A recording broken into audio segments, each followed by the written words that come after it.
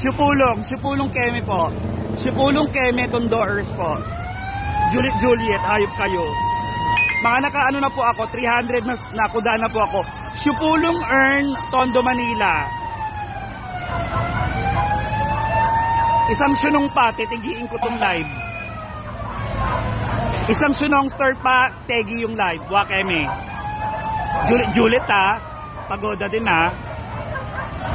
Sipulong Earn, malapit sa Lacson Earn, Shondo Earn. Juliet ha, Pagoda Tragedy ha.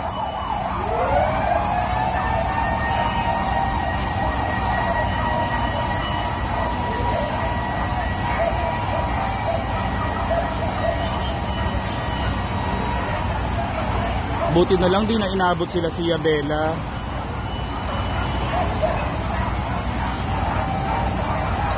Ayun na po, sinabi na po, Kapulong, Lacson, Tondo, Manila, sa tapat po ng Iglesia ng Kapulong.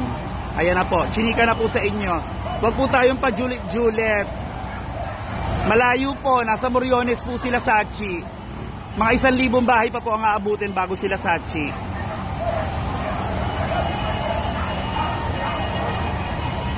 Kapulong, Lacson po, Kapulong, Lacson, Tondo.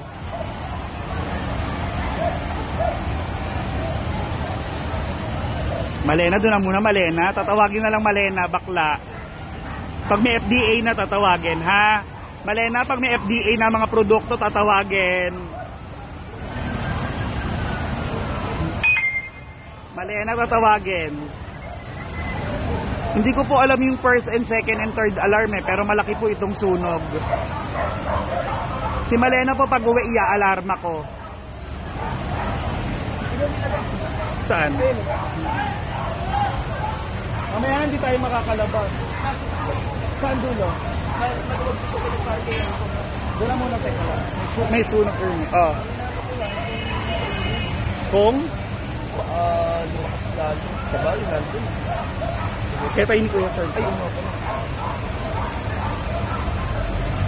Nagtalo-talo pa kayo ngayon sa alarm. Huwag na po kayo magtalo sa alarm. Ang importante po ngayon is maapula na yung apoy.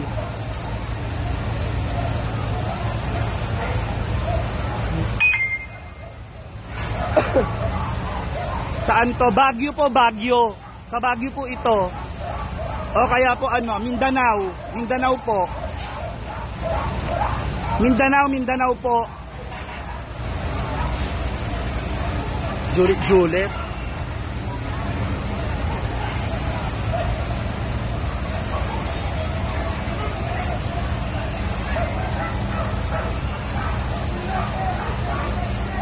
Juliet be. Malayo po sa ano, malayo po sa Baltasar. Ang Baltasar po sa Franco Street po 'yon. Ito po ba yung sunog sa Cebu? Huwag kang patawa be, hindi mo alam yung feeling ng mga nasunugan ha. Huwag kang patawa.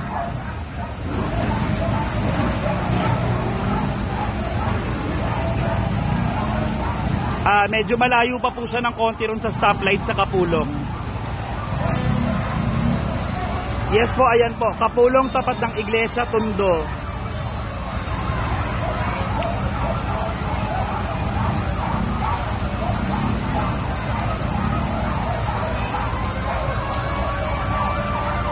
Be, nakaka 350 na sabi na ako kung saan to, be.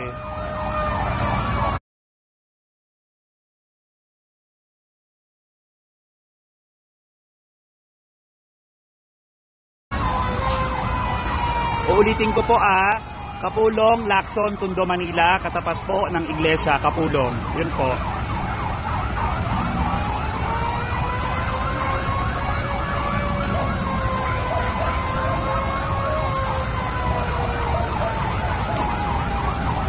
Yes po, Tristan, tapat po.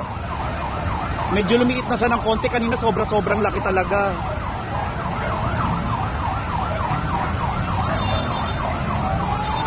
Malena, mamaya manintindi yung sunog, kunain mo muna FDA, Malena, bakla.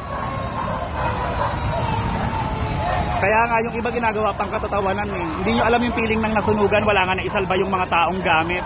Dahil sobrang bilis kumalat ng apoy, tapos ginagawa nyo pagkatatawanan. Lalaki pa yan. Wala pong kasarian yung sunog. Hindi ko po alam kung lalaki o babae.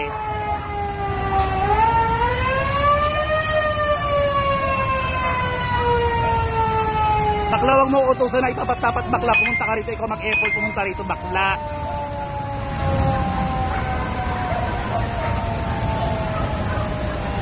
Kapulong Street po, Kapulong Street, corner Lacson Street, Tondo, Manila.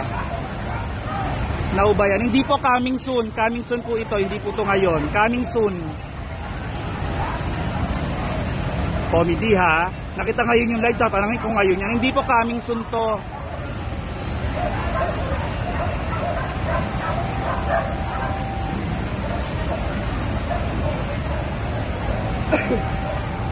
Imbis na mag-pray kayo sa mga nasunugan kasi ang laki na, ayan na, umabot na ron sa likod oh. So sabihin pa kung ngayon. Ngayon po ba yan? Hindi po coming soon, bukas pa to. O kraya.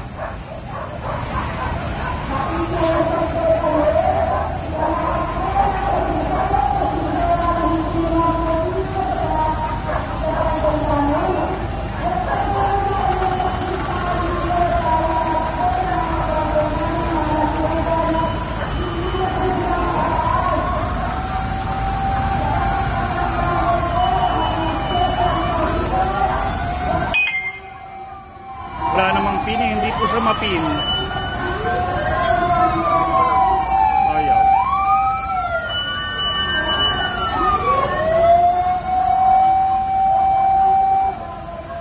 Wala, sir pala yun. Okray, ang mga nagtatanong. Apoy po ba ang dahilan ng sunog? Hindi po yelo. Yelo po yung dahilan.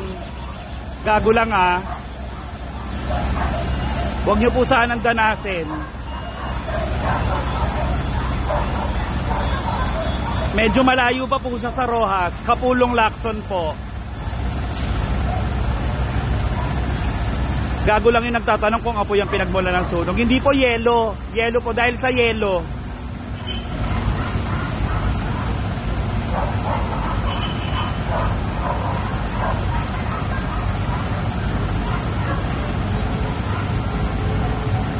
Kapulong po, Kapulong Lacson. Tumawid na po dun sa bandang likuran.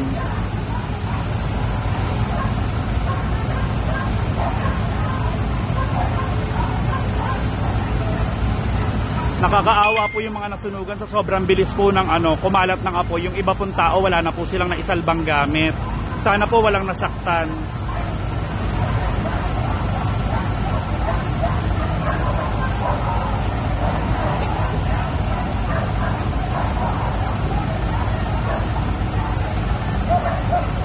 Live po ito ng sunog, wag na po natin gawing online rambulan ha. Live po ng sunog to.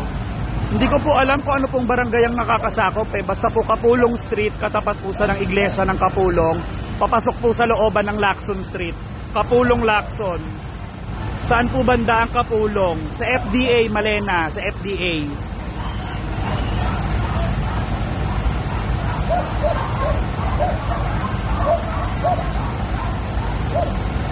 Kino-comedy nyo pa, hindi nyo alam yung pakiramdam ng mga nasunugan na halos wala nga na isalbang mga gamit. Sana po wag nyo pong pagdaanan. Pasensya na po, hindi ko po alam kung ano pong barangay ang nakakasakop. Kami po barangay Barangay 108. Ay, Barangay 98 po kami.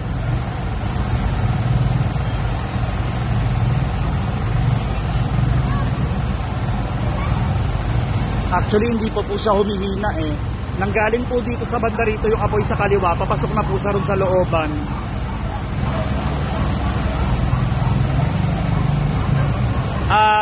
Nak, hindi naman inaabot sila si Yabela, pero nasa likod nila. Ayan, yung likod na yan, nak, ayan sila si Yabela, yung building na yan, ayan. Yan kila si Yabela yan, nasa likod nila. Sana wag na silang abutin. O parang inaabot na rin yata sila si Yabela. Ayan yung si Yabela na kinakain na rin ng apoy. Ayan si Yabela yan.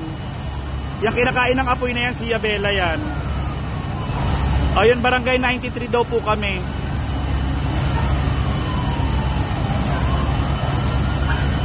Oo, ayun na yung kila Sia Bella. Nasa likod na nila Sia Bella yung apoy.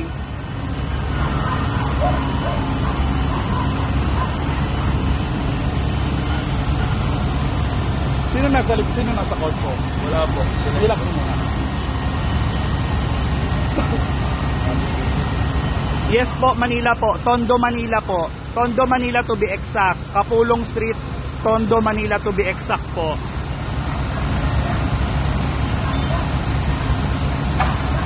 Nakakaawa po yung mga nasunugan. Sobrang bilis kumalat ng apoy. Wala po sila halos na isalbang gamit.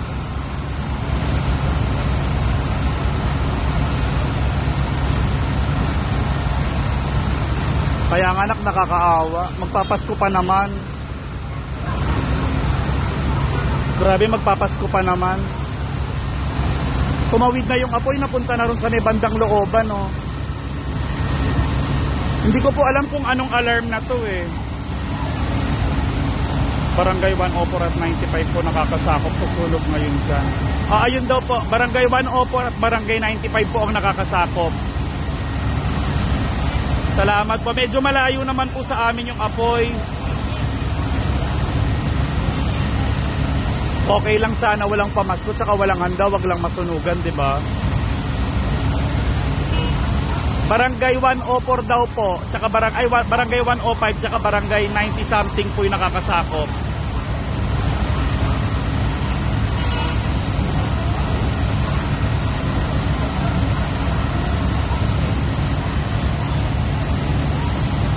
Sobrang dami na po ng bumbero, nasa mga 40 o 50 bumbero na po ang nandito. Sunog na? Sunog na daw po yung Sia Bella. Hindi pa, ayun ang Sia Bella. Oh. Sunog na? Sunog. O yun na raw po, nadamay na po si Sia Bella.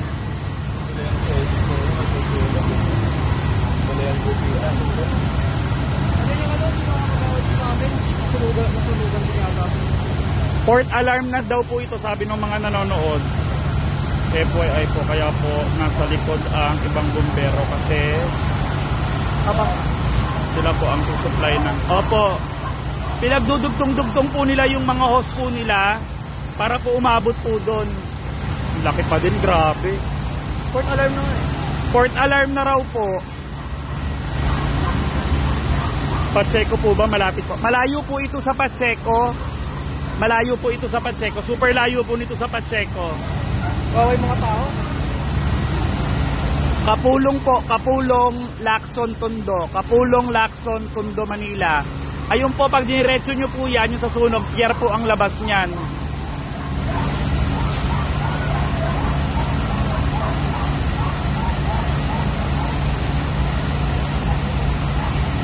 Malayo rin po sa Pabia. Malayo po sa Pabia Street.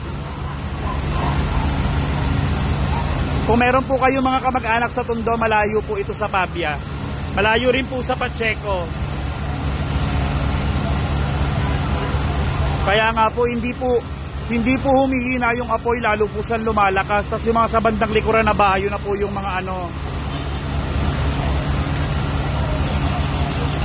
Malapit po ba yan sa Cape Oyat? Opo, medyo malapit po ito sa Cape Oyat. Yung Cape Oyat, Lacson Street po yun.